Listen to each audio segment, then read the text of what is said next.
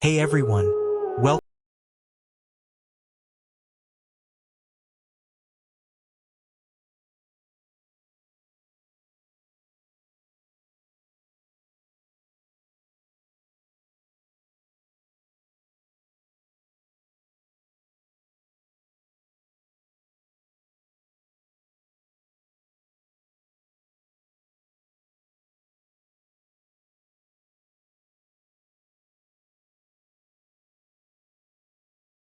me for housing. My car had died halfway through the semester, and the best I could afford was a leaky attic above a deli that smelled like meat sweat. So when Miss Elwood's listing popped up, cozy basement room, private entrance, respectful landlady, I jumped on it. It was suspiciously cheap, but I told myself luck had finally cut me a break. The house sat at the dead end of a forgotten suburban street, half hidden behind overgrown hedges and brittle trees. The white paint peeled like sunburn, but inside, immaculate, Miss Elwood met me at the door in a lavender housecoat, her silver hair pinned like a 1950s librarian. "You're just what I was hoping for," she said, taking my hands like we were long-lost relatives. The basement room was larger than I expected. Beige walls, polished furniture, a twin bed topped with a crocheted blanket. It smelled of lemon polish and something sweeter underneath. "I made it nice just for you," she cooed. She showed me the kitchenette, the tiny bathroom, and the emergency exits. "Not that anything bad ever happens here," she added with a wink. That's when I first noticed her eyes. Too kind, too long, watching. I moved in that weekend. With classes, thesis deadlines, and 2 jobs, I hardly had time to notice her eccentricities. But she noticed me. I'd catch glimpses of her peering through the glass panel at the top of the basement stairs. Once, I woke to find the door slightly ajar. Another time, a steaming cup of chamomile tea waited on my nightstand, one I hadn't brewed. "You're like my own daughter," she said one night, watching me eat the blueberry cobbler she'd left outside my door. Her name was Lacey. She passed. I nodded politely, but the way she said passed, like Lacey had just stepped out to the store and would be back any minute. The basement stayed spotless, but the house above reeked of dried roses and stale air, always feeling watched. Darren, my boyfriend, hated it. "Why the hell does she keep feeding you?" he asked. "You barely talk to her." I didn't have an answer. She hovered at the edge of boundaries, kind, not threatening.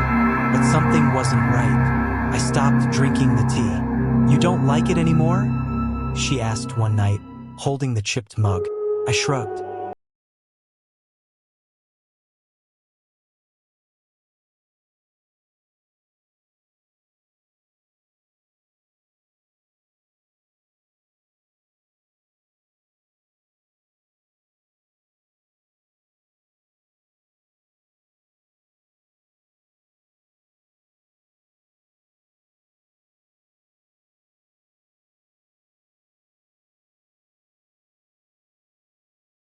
"You sleep." That night, I pretended to sleep. At 2:04 a.m., the stairs creaked. Slow steps, deliberate. I kept my breathing even. My eyes barely slitted. The doorknob turned. It was locked. Then a whisper, right outside. "Lacey, come back to me." I texted Darren in the morning. "You were right. Something's wrong." He offered to come get me. I almost said yes, but I needed to know the truth. I tore through the room, searching. Eventually, one wood panel beneath the bed gave way under pressure with a soft pop. Behind it, a crawl space. I shoved a flashlight inside. At the back, 5 mannequin heads in a neat row. Real human hair, styled, brushed. Beneath them, name tags. Tiffany, Jules, Anna, Caitlin, Lacey. I stumbled back, cold with grief and horror. When I turned around, Miss Elwood stood at the top of the stairs, holding a tray. "It's rude to snoop, Marissa," she said gently. "You might uncover things that don't belong to you." "Who were they?" I asked. "What did you do to them?" She smiled, but the light in her eyes dimmed. "They moved on, just like Lacey. We all do eventually." That night, she invited me upstairs for dinner. "You've been hiding," she called through the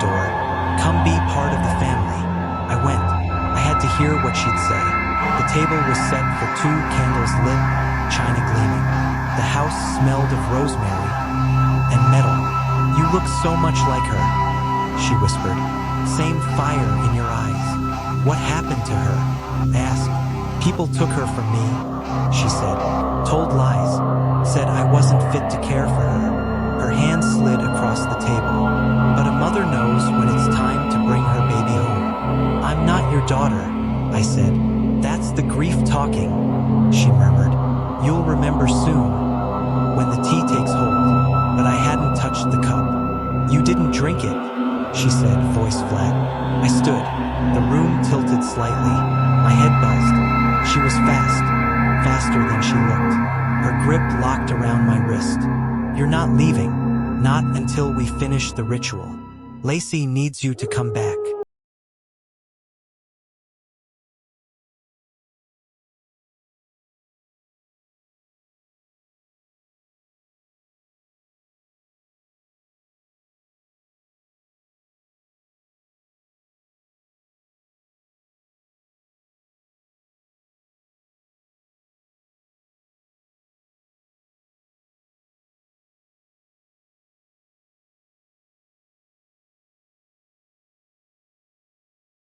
Heads watched from their dark alcove.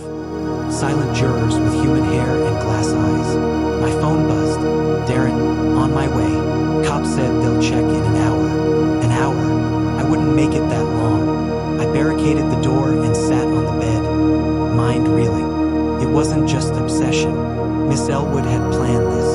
The other girls hadn't left. They'd been taken, preserved in some twisted shrine to her dead daughter. And now she'd chosen me. The candle flickered on my nightstand. I stared at it, trembling. If she wanted Lacey back, I'd show her I wasn't anyone's doll. I waited until I heard her footsteps creak overhead.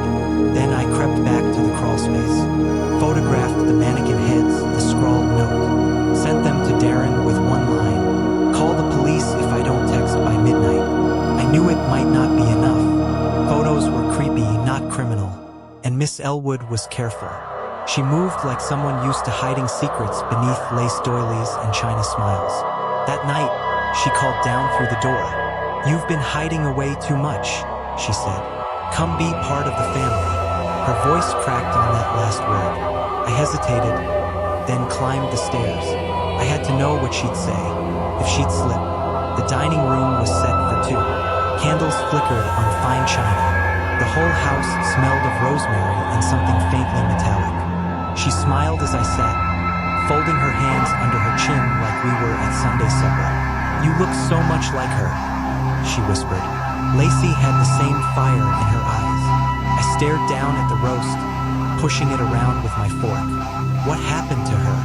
I finally asked. Her eyes didn't leave mine. "People took her from me," she said softly. "Told lies. Said I wasn't fit to care for her." She reached across the table and gripped my hand. "But I know better. A mother knows when it's time to bring her baby home." I yanked my hand away. "I'm not your daughter. That's the grief talking," she murmured. "You'll remember soon, when the tea takes hold." My stomach twisted. I hadn't touched the tea. I shoved back from the table and the room tilted. My vision blurred at the edges. "You didn't drink it," she said flatly. "That's all right. We have time."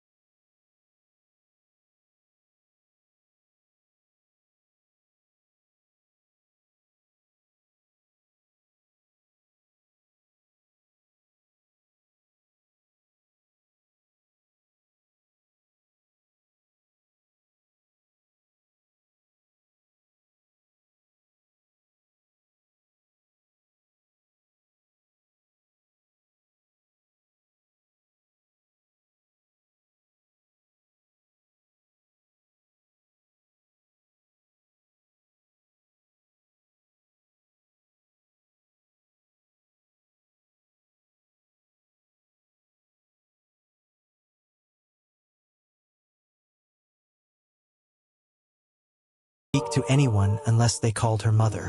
One nurse leaked a note she'd scribbled in crayon. She'll come home soon. She always comes home.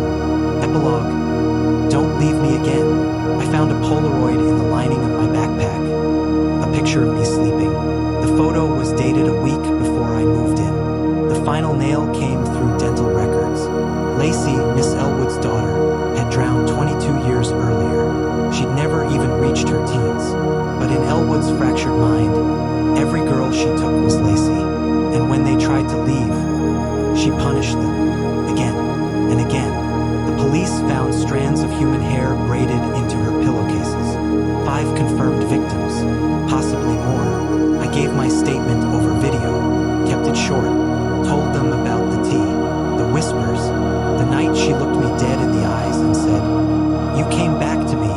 When it was over, I closed the laptop, turned off the lights, sat on the edge of the bed for a long time. Darren came in, wrapped a blanket around my shoulders. "You're safe," he said. "It's over." But I knew better.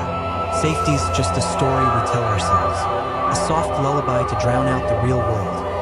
The world where women like Miss Elwood smile sweetly and keep empty rooms waiting. I never drank tea from strangers again. Never rented rooms in old houses. And I never ignored a locked door that didn't have a reason to be locked.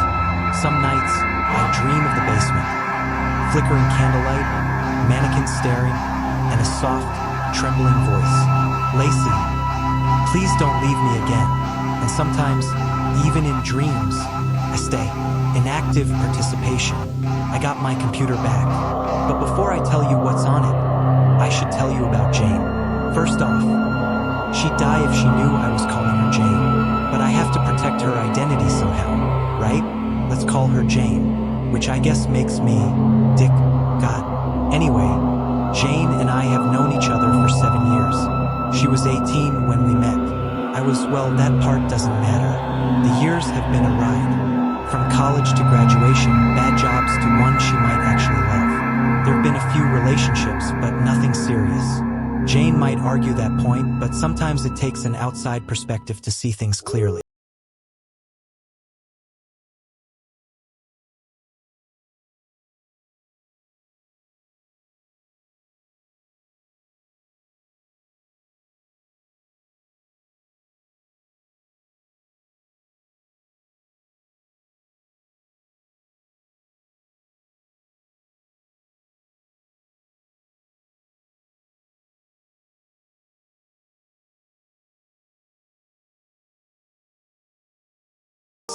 And before we go further, we need to address that ugly little word, stalker.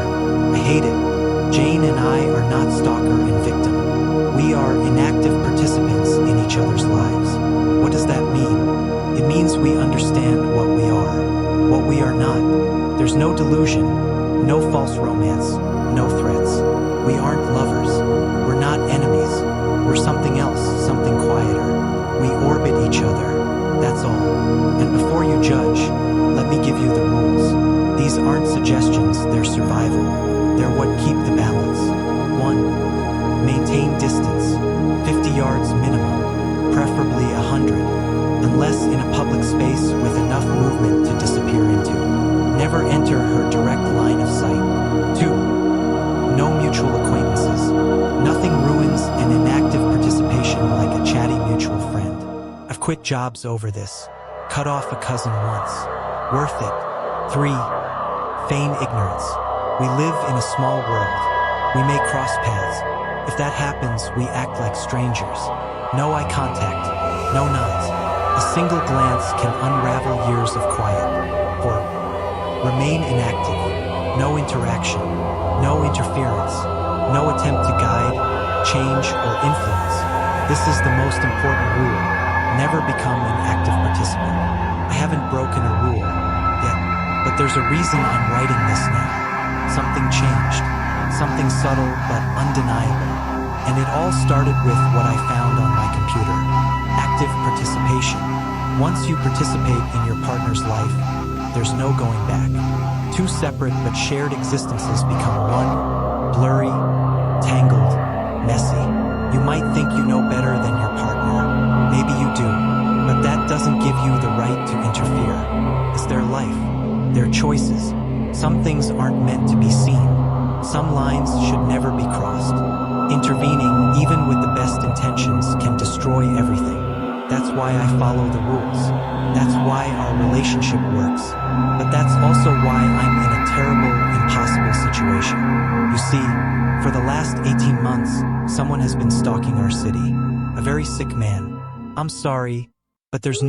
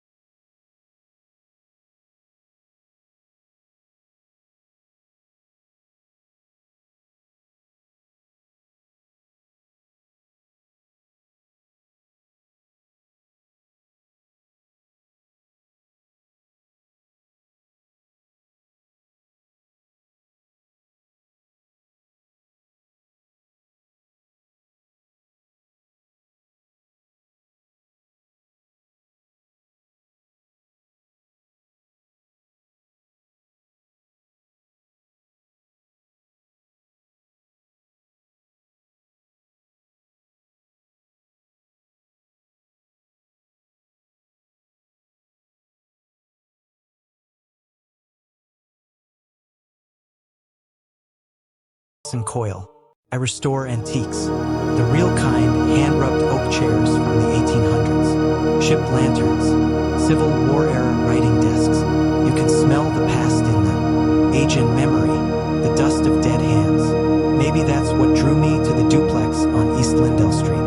The place leaned, like it was holding secrets in its bones. Mia hated it. Said it looked like the kind of house they feature in murder documentaries. I laughed. Thought she was joking. She wasn't. We'd been married a year. She worked from the couch mostly, a freelance UX designer, always barefoot, one leg bouncing like a metronome. The left half of the duplex was ours.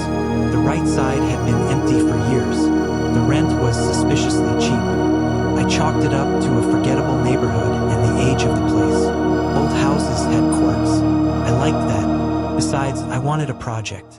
The first night was quiet, apart from the old pipes thudding under the floorboards like a drunk knocking to be let in. But by the third night, Mia said she heard whispering. Real whispering through the upstairs bathroom vent. I laughed it off. Old ductwork. Just air, I said. But then things started to go missing. Not valuables, personal things. Mia's earrings, one of her sandals, my screwdriver set. Nothing worth stealing, but enough to mess with your head. You sure you didn't misplace them? I asked one morning, trying to sound casual. She stared at me with her toothbrush dangling like a cigarette. I know where I put my things, Jason. That night, I was unpacking tools in the basement when I noticed it. A panel behind the furnace, slightly ajar. The wood was swollen and soft at the edges, like it had been peeled back before. I pressed against it and it popped free with a soft, reluctant sound. Behind it, darkness. A narrow crawl space ran along the wall. Tight, barely wide enough for someone to shimmy through on their stomach. I shined my phone light inside. Dust, cobwebs, something metallic glinting in the far corner. I didn't tell Mia, not right away, no reason to freak her out. But that night in bed, I kept thinking about it.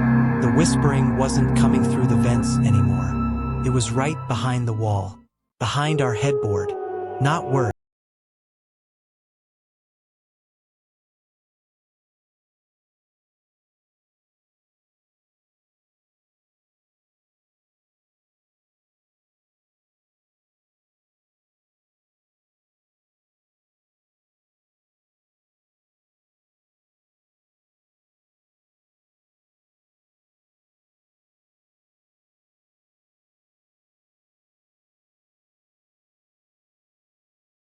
Watching you, I tried to keep the tone light. She nodded, swallowing hard. From the bathroom, every time I shower, I feel it, like someone's behind the curtain. And the towels, they're never where I leave them, ever. I wanted to tell her it was just nerves, new house jitters. But the look in her eyes, it wasn't anxiety, it was fear. And deep down, I felt it too. The air was changing, heavy like it had weight, not just in the bathroom, everywhere. I went back down to the basement and removed the panel again. Something had to explain this, but when I shined my light inside, the crawl space looked untouched. Dust, darkness, still, but wrong. The next day, as I checked the pipes near the ceiling, I heard it. A soft shuffle, footsteps, directly above me. I froze. Mia was upstairs. I just heard her typing. I stayed quiet, listening. Then a voice drifted down, low, breathless. I see you. I ran upstairs, my heart crashing against my ribs. Mia, I called out. She was in the kitchen, pale as paper. You heard it too, I said. She nodded. Jason, there's someone in the house. That's when I saw the note, sitting on the windowsill in handwriting I didn't recognize. You can't leave me. Couldn't breathe. It was short, simple. But there was something about the way it was written, something intimate, like whoever wrote it knew us. Mia stared at it too. Her face had gone completely still. We need to get out, she whispered. Now. No, I said too sharply. Not until we figure out what's going on. Her eyes widened in panic. Jason, I can't. I feel it watching me all the time. I don't care about the deposit. This place is... She stopped. A loud bang echoed from the bathroom. We froze. Then a scraping sound followed, long, deliberate, like something dragging itself across the tile. What the hell is that? Mia whispered. I couldn't answer. I thought of the crawl space, of the voice in the walls. I grabbed a wrench from the counter and moved down the hallway, Mia clinging to my arm. The bathroom door was slightly ajar. Light spilled out, casting long shadows. I pushed the door open. Nothing.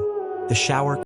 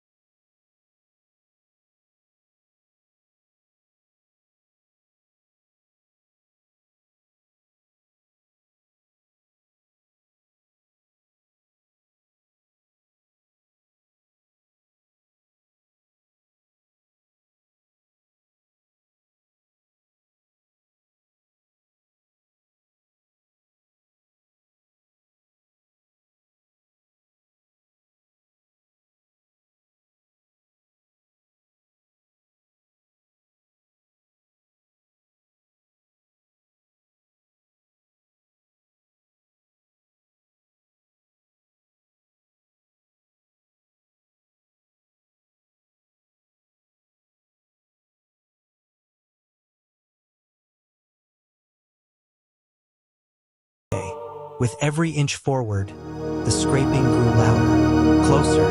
My flashlight flickered, throwing jittery shadows on the walls. They stretched like fingers, twitching toward me. Grasping, I kept crawling. Mia was still upstairs, terrified, alone. I had to protect her, even if it meant crawling through the bowels of this godforsaken house. The whispers returned, all around me now, layered, overlapping. Not words, not really, just tones, intent. Then the flashlight blinked once, twice, and died. Darkness rushed in, swallowing everything. I swore under my breath and reached for the spare batteries in my jacket. My fingers trembled, but before I could get them out, a cold gust of air swept through the crawl space. The temperature plummeted. The walls around me groaned. They were shifting, breathing. I reached out, fumbling blindly for support. And then, something touched me. Soft, warm, a hand. My body locked. My blood froze. Slowly, breath held tight in my chest. I followed the fingers. They led me forward, until I touched it. A door, hidden deep in the crawl space. It shouldn't have been there, but it was. Scene 1, the thing in the walls. The door was barely visible, weathered but swallowed by the dark. Its rusted hinges fused into the frame like it had grown there. But it was real, and something moved behind it. A low shuffle, a dragging sound, then a growl. Not human. I hesitated. Every instinct told me to leave it closed. This door wasn't part of the house. It felt wrong, like something built it from the inside, a secret meant to stay buried. But I'd come too far. I took a breath and pushed it open. The room beyond was small and suffocating, thick with dust and silence. My phone's dim flashlight flickered, barely cutting through the gloom. The floor creaked under my weight, each step groaning like a warning. I scanned the space. Nothing at first, just old furniture draped in sheets, cobwebs like curtains. Then I noticed the walls, scratch marks, dozens of them, years of desperate clawing etched into wood. I reached out, ran my fingers along the grooves.